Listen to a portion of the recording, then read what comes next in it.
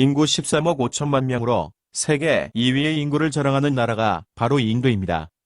며칠 전인 2월 24일에 트럼프 미국 대통령이 인도를 방문하여 열렬한 환영을 받았는데요. 우리의 눈을 사로잡은 부분이 크리켓 경기장에 운집한 10만 명의 환영 인파였는데 그들 중 마스크를 한 사람을 거의 찾아볼 수 없었다는데 놀라지 않을 수 없었습니다.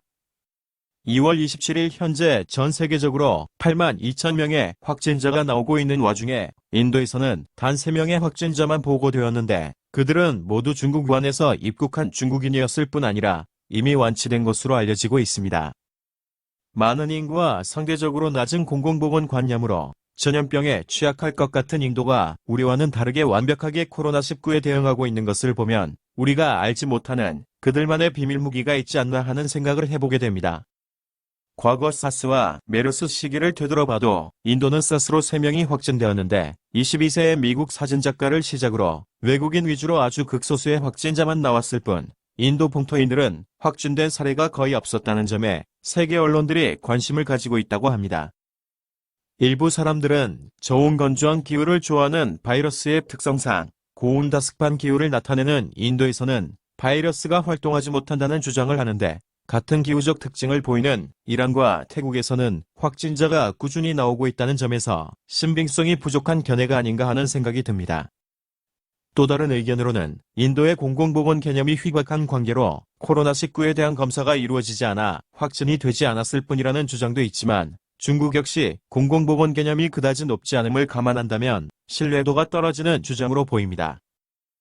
그리고 인도 정부가 중국 우한으로부터 철수시킨 인도 국민 645명을 대상으로 코로나 검사를 진행한 결과 단 한 명의 의심 환자와 확진 환자도 없었다는 점이 우리가 더욱 관심을 가져봐야 할 부분이라는 생각이 듭니다. 현재 나오고 있는 의견 중에서 인도인들이 주식으로 하는 카레가 바이러스를 억제하는 효과가 있는 것이 아니냐는 말들이 나오고 있는데 실제로 카레의 주재료가 되는 울금속에 커큐민이라는 성분이 들어있어 열을 내리고 면역력을 올리고 항염, 항암 효과를 낸다는 것이 과학적으로 밝혀진 바도 있습니다. 신종플루 치료제가 한약재의 하나인 팔각에서 추출한 성분으로 만들어졌다는 사실을 보더라도 같은 한약재의 하나인 울금이 코로나19를 예방하고 치료하는 효과가 있지 않을까 하는 기대감이 나오고 있는 것도 사실입니다. 또 한 가지 인도를 주목해야 할 점은 과거 콜레라가 유럽을 휩쓸 때에도 인도만은 비위생적인 환경에도 불구하고 유일하게 콜레라가 거의 발생하지 않았으며 발생하더라도 크게 확산되지 않고 바로 소멸되었다는 것입니다. 이 점을 이상하게 여긴 영국의 세균학자가 1890년에 인도를 방문하여 겐지스강을 조사한 결과 한 가지 신비로운 물질을 발견하게 되는데 그 물질이 각종 병균들을 죽인다는 것을 알아내게 됩니다.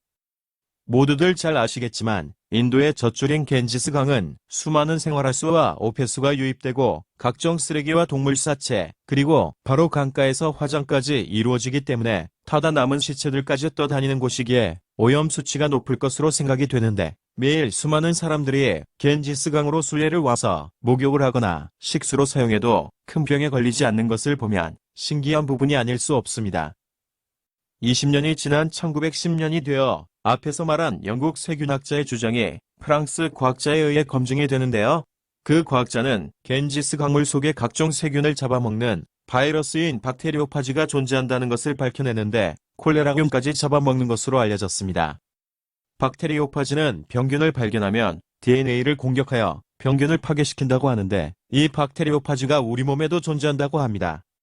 우리 몸에서 박테리오파지가 가장 많이 분포하는 곳이 바로 비강이라고 불리는 콧구멍인데 건강한 사람의 경우 일반적으로 코로 흡입되는 세균이나 바이러스에 10배 이상의 박테리오파지가 있어 인체 자체 면역 시스템 가운데 1차적인 방어막을 담당해준다고 합니다. 이런 이유에서 인도에서는 심한 상처로 인해 염증이 생겼을 경우 겐지스강에 가서 목욕을 하고 기도를 하면 낫는다는 말이 나온 듯합니다. 그리고 중국에서 코로나19가 발생했을 때 인도의 모디 총리가 공식 서한을 통해 시진핑 주석에게 소오줌을 먹으면 코로나를 퇴치할 수 있다는 말을 해서 화제가 되기도 했습니다.